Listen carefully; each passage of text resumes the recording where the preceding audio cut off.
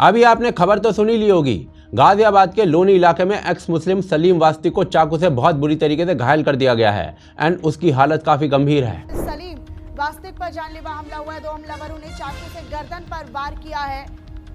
तो जानलेवा हमला, गंभीर अवस्था में युवक को दरअसल अब भर्ती करवाया गया है। फिलहाल गंभीर रूप से घायल है। पुलिस पूरे मामले की तफ्तीश में जुटी हुई है। बहुत ही ज्यादा क्रिटिकल कंडीशन है। उनके गले पर वार किया गया है, पेट पर वार किया गया है। पुलिस इस मुद्दे की जांच कर रही है और सच क्या है, किस वजह से हुआ है, ये जांच के बाद ही साफ होगा। लेकिन इस घटना ने एक बहुत बड़ा सवाल फिर से खड़ा कर दिया है। क्या किसी व्यक्ति के लिए इस्लाम छोड़ना या उस पर सवाल उठाना इतना खतरनाक हो सकता है कि उसे अपनी जान से हाथ धोना पड़ जाए? ऐसी हर घटना हमें ये बताती है कि इसका जवाब हाँ है, लेकिन यहाँ कुछ लोगों के दिमाग में सवाल उठेगा कि ऐसा क्यों है। जहाँ एक तरफ आप बाकी किसी रिलीजन पर ओपनली सवाल उठा सकते हो, उसे छोड़ सकते हो, आपकी लाइफ पर कभी थ्रेट नहीं बनेगा, वहीं इस्लाम छोड़ने पर आपको ऐसा डर क्यों सताने लगता है? तो देखिए, आपको बता दूं कि जब कोई व्यक्ति इस्लाम छोड़ता है तो उसे मुर्तद या फिर अपोस्टेट कहा जाता है। और ये जो अपोस्टेसी वाली चीज है ना, ये कोई सोशल मीडिया का शब्द नहीं है। इस्लाम के शुरुआती दौर में कुछ लोग और कुछ कबीले ऐसे थे जिन्होंने पहले इस्लाम को स्वीकार कर लिया था, लेकिन बाद में मल्टीपल रीजंस के कारण उन्होंने इस्लाम को छोड़ दिया था और अपनी पुरानी मान्यताओं में लौट गए थे। इसके बाद इस चीज को रोकने के लिए युद्ध लड़े गए थे, जिनको रिद्दा वॉर कहा जाता है, एंड यहीं से मुर्तद के लिए डेथ पेनल्टी की घोषणा की गई थी बाकायदा। इस्लामिक कानून की किताबों में मुर्तद के लिए सख्त सजाओं का जिक्र मिलता है और अलग अलग मौलवियों ने इसकी व्याख्या को समय के साथ और कठोर बना दिया।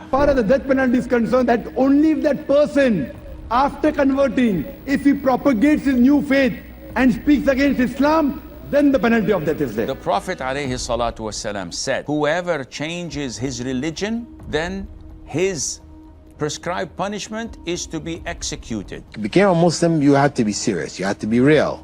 Otherwise, then you would be executed. यानी कि इस्लाम ही अलाउ नहीं करता है कि आप इस्लाम को इजीली छोड़ सकते हो, और इसी कारण से आज ईरान, सऊदी अरब, अफगानिस्तान, यमन जैसे कई मुस्लिम देश हैं जहां पर अपोस्टेसी के लिए ऑफिशियली मौत की सजा है। और भाई साहब, मैं कोई हवा में बात नहीं कर रहा हूँ। सूडान में कई सालों तक अपोस्टेसी के लिए मौत की सजा का कानून रहा है। आरोपी को मौका दिया जाता था कि वो अपने बयान से पलट जाए और फिर से इस्लाम को स्वीकार कर ले, नहीं तो सीधे फांसी की सजा होती थी। ऐसे ही नाइजीरिया के कई राज्यों में शरिया कानून लागू है। वहाँ इस्लाम के खिलाफ बोलना, आप समझ जाओ उसका क्या अंजाम होता है। बांग्लादेश में न जाने कितने ही ब्लॉगर्स और लेखक मारे गए हैं। रीजन पता है? उनके ऊपर इस्लाम पर क्रिटिसिज्म का आरोप था। अभिजीत रॉय को ढाका में कुल्हाड़ी से मार दिया गया क्योंकि वो इस्लामिक कट्टरता की आलोचना करते थे। अनंत विजय दास, नीलॉय नील, निजामुद्दीन समझ जैसे कितने नाम हैं जिनको इसी रीजन के कारण से बेरहमी से मार दिया गया।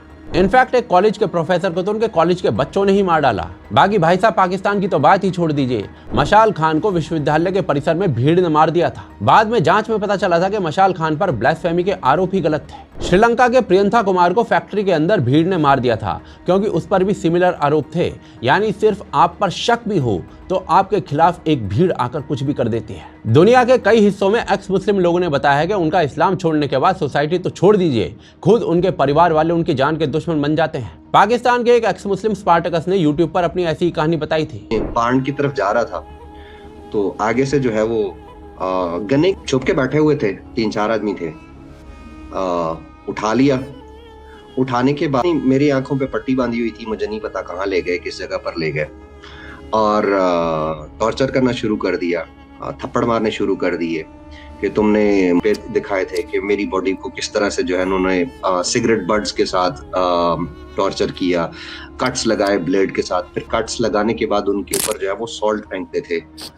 3 दिन कहते थे कि 3 दिन होंगे तुम्हारे पास, 3 दिन में तुम्हें इस्लाम कबूल करना पड़ेगा वरना तुम्हें कत्ल कर दिया जाएगा। मैंने कहा कावड़ वाली मौत तो मैं मरने वाला नहीं हूँ। मेरे ये सवाल है, इनके जवाब करते रहे। 2-3 घंटे टॉर्चर करने के बाद जब इनको तसल्ली नहीं हुई, एंड 3 थे, 4 थे या 5 थे, उन सब ने मिलके जो है वो गैंग रेप किया मेरा। इंजर्ड था, जख्मी था, ब्लीडिंग सारी जिस्म से हो रही थी, जला हुआ था।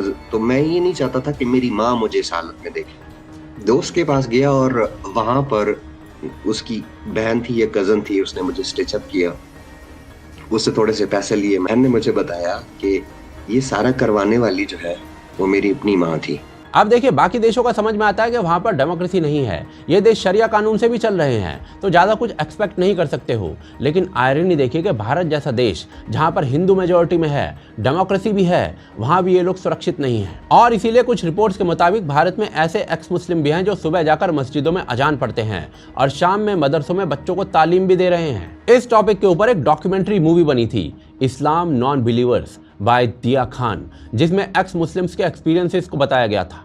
They themselves face a lot of harassment for publicly taking on this cause and speaking very openly about this. और देखिए, ऐसा नहीं है कोई नई बात है, आजादी से पहले भी ऐसे न जाने कितने मामले हुए हैं। 1923 में मुस्लिम लेखक जो थे वो कृष्ण तेरी गीता जलानी पड़ेगी और 19वीं सदी का महर्षि जैसी कई पुस्तकें लिख रहे थे जिसमें हिंदू देवी देवताओं को गाली दी जा रही थी। इन घटनाओं के जवाब में पंडित चंपूपति लाल ने इस्लाम के ऊपर एक छोटी सी पुस्तिका लिखी और इस पुस्तिका को लिखने के बाद पंडित चंपूपति लाल ने महाशय राजपाल, जो इस बुक के प्रकाशक थे, उनसे वादा लिया था कि लेखक का नाम कभी भी उजागर नहीं किया जाएगा।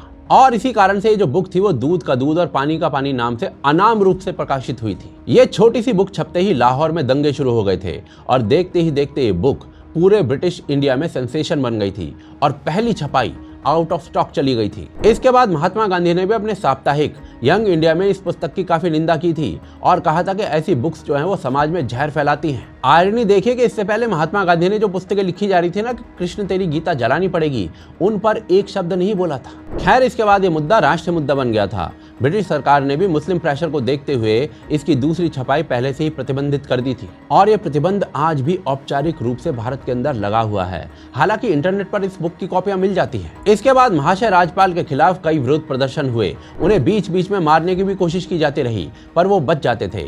उन पर बाकायदा 3 साल मुकदमा चला। इसके बाद उन्हें कई बार कहा गया कि असली लेखक का नाम बता दो तो खुद बच जाओगे, लेकिन उन्होंने हर बार इनकार कर दिया। मई 1927 में अदालत ने उन्हें बरी कर दिया।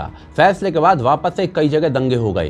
कई इस्लामिक संगठनों ने ओपनली ऐलान कर दिया कि इस कांड की सजा मौत है। खुद जामा मस्जिद के मौलाना मोहम्मद अली ने भाषण दिया और कहा था कि अब मुसलमान खुद कानून हाथ में लेने को मजबूर होंगे। और आखिरकार 6 अप्रैल 1929 को 19 साल के इल्मुद्दीन ने महाशय राजपाल को, जब वो अपनी दुकान के बाहर बैठे हुए थे, तब उन्हें 8 बार चाकू मारकर घायल कर दिया, जिसके बाद ऑन द स्पॉट महाशय राजपाल की मृत्यु हो गई। लेकिन दूसरी तरफ बेशर्मी देखिए कि बाद में अदालत में इल्मुद्दीन को बचाने वाला कोई और नहीं था, खुद मोहम्मद अली जिन्ना था। और इस प्रकार से देखते ही देखते महाशय राजपाल का कातिल इल्मुद्दीन एक गाजी बन गया। सारे जहां से अच्छा लिखने वाला मोहम्मद इकबाल उसके लिए श्रद्धांजलि दे रहा था। उसके जनाजे पर हजारों लोग आए थे और आज भी पाकिस्तान में उसकी कब्र पे हजारों लोग जाते हैं। तकरीबन 2 साल बाद अंदरून लाहौर के मोहल्ला सिरियावाला में रहने वाला इल्मुद्दीन अपने बड़ों से राजपाल की गुस्ताखी के बारे में सुनता है। ये बाजार से एक कबाड़ी की दुकान पे छुरी खरीदता है। वहाँ से हस्पताल रोड पे राजपाल की दुकान पे गया और वहाँ जाके इसने पूछा कि राजपाल कौन है। राजपाल ने डरते और हैरान होते हुए कहा कि मैं हूँ। बस इसके बाद फौरी तौर पे इल्मुद्दीन शहीद ने उसके मुहाफिजों की मौजूदगी में छुरियों के वार करके उसे कत्ल कर दिया। एंड इस घटना के इतने साल बाद आज मॉडर्न टाइम्स में भी कुछ नहीं बदला है।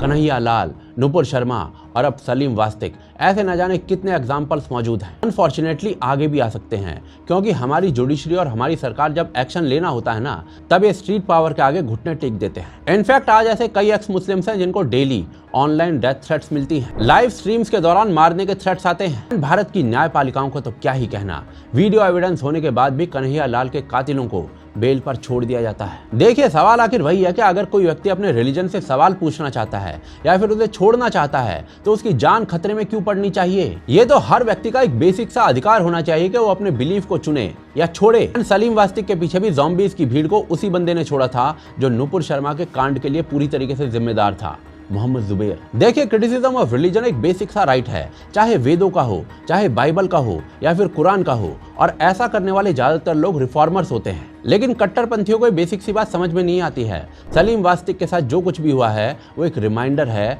कि एक्स मुस्लिम होना सिर्फ एक निजी फैसला नहीं रह जाता है, बल्कि ये सुरक्षा, समाज और आइडेंटिटी का सवाल बन जाता है। और जब तक सवाल पूछने की आज़ादी को बिना डर के स्वीकार नहीं किया जाएगा, ये डर खत्म नहीं होगा।